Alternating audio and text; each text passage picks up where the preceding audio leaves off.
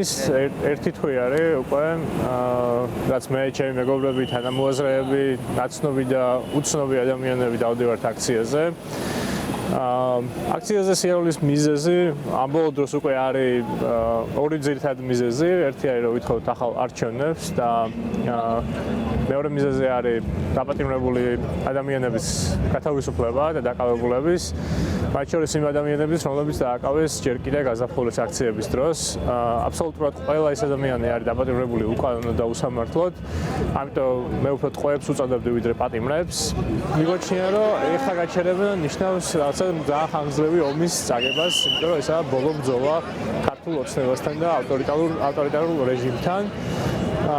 გონია რომ აბსოლუტურად ყველა ადამიანი რომელიც დადის აქციაზე, კარგად იცის, რომ თუ ეხლა გავჩერდებით, მაშინ წყალს ჩაიყრება ყველაფერი, რაც კი დამოუკიდებლობისთვის, დემოკრატიისთვის ამ ქვეყანაში ვინმეს გაუკეთებია ბოლო 30 წლის განმავლობაში.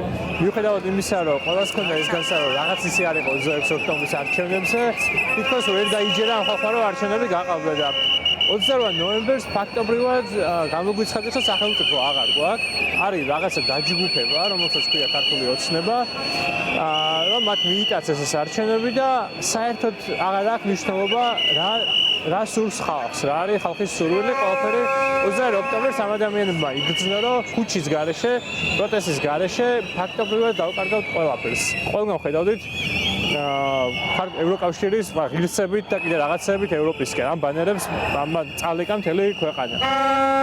და მე აღმოჩნდა რომ არსად არ მივდივართ, ყველაფერი იყო ბლეფი და ტყუილი. და რაღაცნაირად ღირსებას შეეხო მოსახლეობის უმრავლესობის ეს გადაგდება, რაც მოჰყვა 28 ნოემბრის განცხადებას.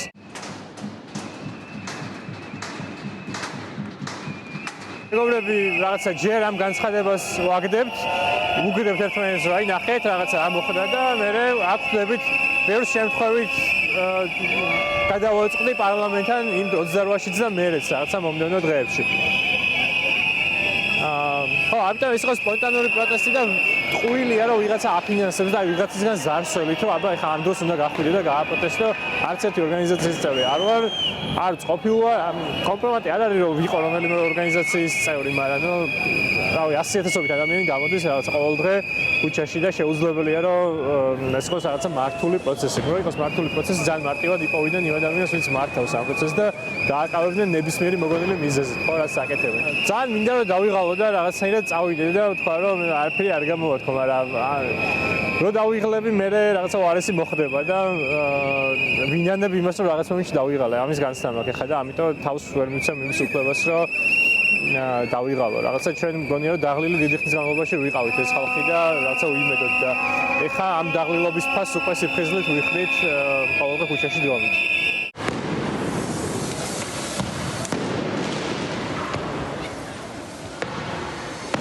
28 ნოემბრიდან მე ყოველდღე დავდიოდი, ყოველ ღამე და დღე დავდიოდი აქციებზე.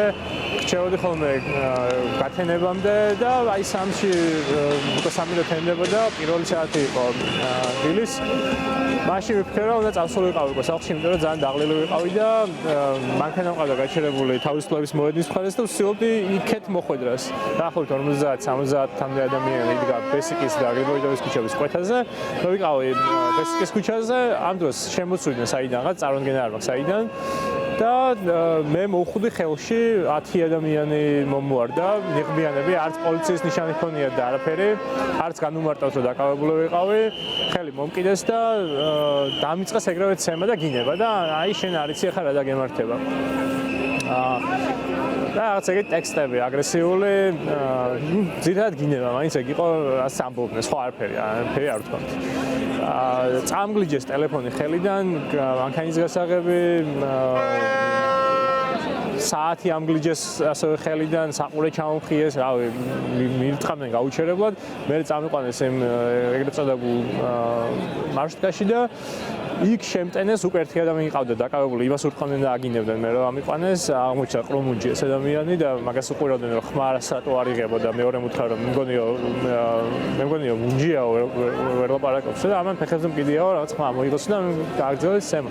და მე რომ მომივლნენ, ჩემზე იკითხა ერთმა რომ ესო გატარებულიაო თუ რაღაცა ეგეთი ტერმინი გამოიყენა და მივხვდი რომ რაღაც ნაცემი ვიყავი თუ არა ამას გულისხმობდა და ნუ იმან თქვა რომ მეორე თქვა რომ არაო ეს არა ნაცემი ვიყავი უკვე და მე მარშრუტში გაგრძელდა კიდე სადაც ფიზიკური წამება ფიზიკური ანგარიშწორება წამება უფრო ალბათ იმიტომ რომ რაღაცებს გვეუბნებოდნენ რომ მეორე თუ მოხალაბა აქციაზე და ფულს ვინ გიხდის და რაღაცა სულელური შეკითხვები გადახილი მქონდა თვალბუდე ცხვირი მქონდა ტვინის შერყევა და ჰემატომები სხეულის სხვადასხვა ნაწილზე ეს ხო ჩემი ძირითადი დაზიანება ძირითადად გვირყავდნენ სახეში ყველას და ბოლოს ამოწმებდნენ მახსოვს ერთი ადამიანი იყო რომელიც სახეზე შემოქმედავდა აი ყველას ნაცემ ხალხს და ამას სახეში აღარ დაარტყათო თქო სახეშიო სხვაგან კი ბატონო ხო ეკო ჩემი დიაგნოზი მე გაიმართა სასამართლო ერთი კვირის მერე თითქმის და ნუ ცნო მოსამართლემ სამართალ დამღვევად ჩვენების მისაცემად პოლიციიდან იყო მოსული ადამიანი რომელიც საერთოდ არ ყოფილა დაკავების მომენტში იქ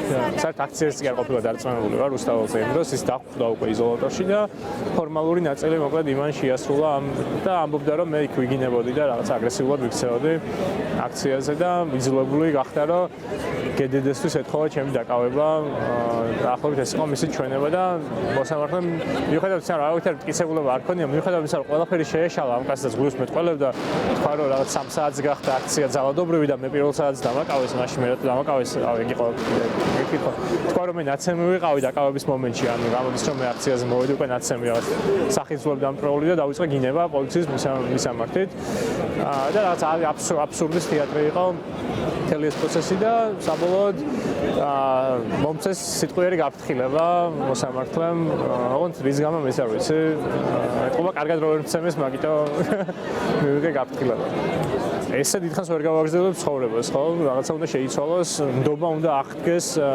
იმ ინსტიტუტების მიმართ რომელმაც გვაწამა 500-მდე ადამიანი საბოლოო ჯამში და ეს არ მოხდება არც იმ შემთხვევაში თუ რაღაცა ხელისუფლება შეიცვლება ხო უნდა მოხდეს უნდა გქონდეს იმის განსა რომ ინსტიტუციურად რაღაცები იცვლება ხო ეს სისტემა ინგრევა რაღაცა მახინჯი სისტემა და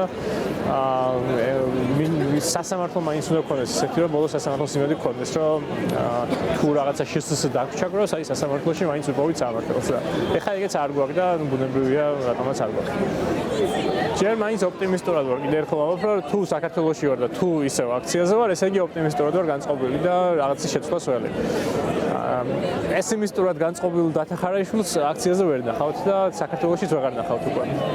მე ეჭვება რომ ეგ მომენტი დადგეს.